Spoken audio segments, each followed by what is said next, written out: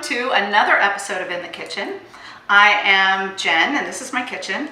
It definitely has been a while since we've done an episode. We had kind of sent our son off to college, and so we were spending a lot of time with him, and now as empty nesters, Jim and I are looking forward to doing some more cooking.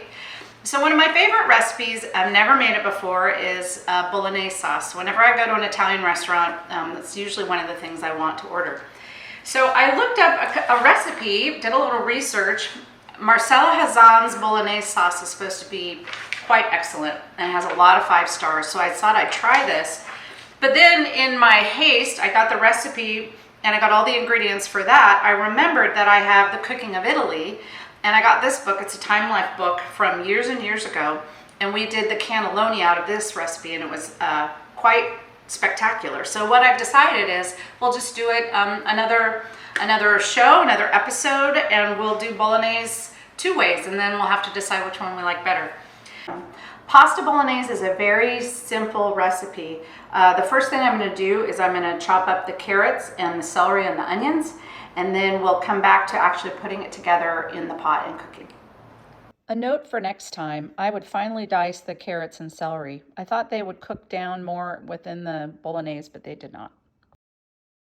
So now that we have the onions and carrots and celery cut, we're going to cook it in a pan, and because we have to cook it for so long, I'm going to use a Dutch oven.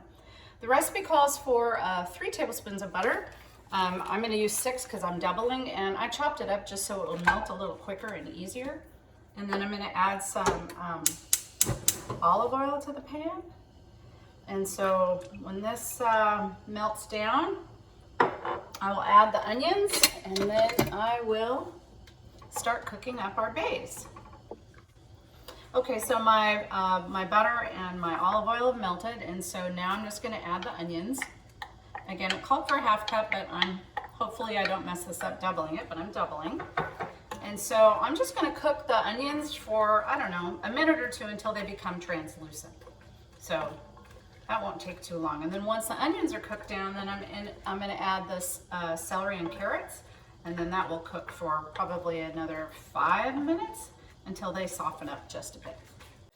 All right, so now that our onions are translucent, which is nice, got a little celery in there, that's okay. Now I'm supposed to add the rest of my carrots and my celery. The recipe said cook them about, I don't know, I have a lot in here. So it said about 3 minutes. I'm probably going to do a little bit more, about 5. It says till they're kind of fully coated. So we want to coat it with the onion and the butter and the olive oil, and then we'll be ready to add the meat. All right, so now we have the celery and the carrots ready to go, and so now what I'm going to be adding is, now this is ground chuck. When I first grabbed the recipe, I just grabbed hamburger, but then I saw that the recipe asked for ground chuck, and that's not the same thing. So I went to Rayleigh's, they grabbed a big piece of chuck roast, and they ground it up for me. So that's what you want. Some recipes call for a little bit of pork, but I just decided to stick with the meat. And then actually, real traditional ones ask for veal, but you can't, nor do I really want to use veal. So anyway, now we let this cook down till the meat browns, and then we're going to add some more ingredients. Now the other thing for the meat is it says a large pinch, and I'm going to do a couple large just because I added extra meat. Large pinch of salt and a good grinding of pepper. I'm going to grind up quite a bit of pepper. Kind of our seasoning. And keep cooking that meat. So now the next thing is the milk, and I know Jim's probably thinking milk, but what's interesting is milk is added, and then we're going to cook this until the milk is almost gone. So the milk and the water in the milk will cook out, but it'll leave the cream and the creaminess in the Bolognese, and that's what makes it so creamy. All right, so now what we have is we have the milk that it took a lot longer than I thought. It probably took about 20 minutes for the milk to cook out. You still see probably a little bit of liquid in here, but I think it's a lot of the fat from the meat and from the butter that I added. So now I'm going to add a nutmeg, and then after that I'm going to add some white wine to it. So let's do the nutmeg. It said about 1/8 of a teaspoon.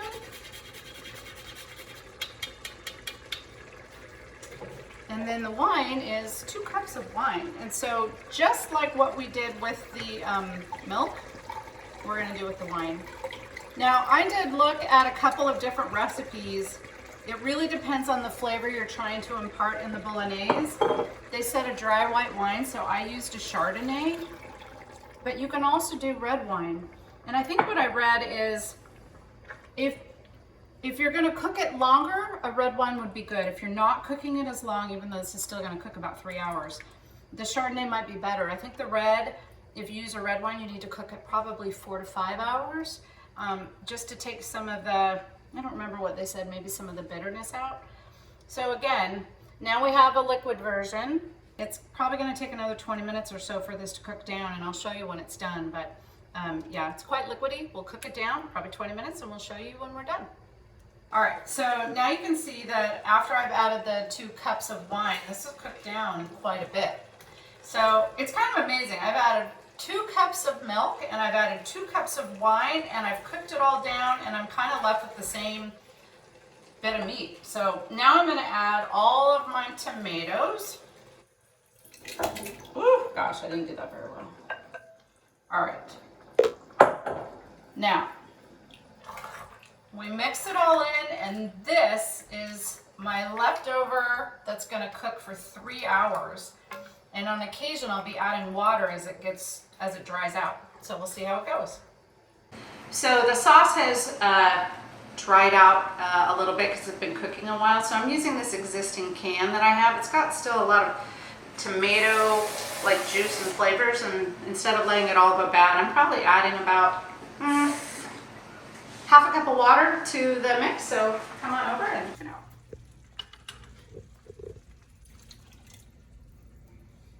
So this is done just to keep it from completely drying out. And as we lose more water, I will add more in, and we still have, I don't know, another couple hours for cooking. So.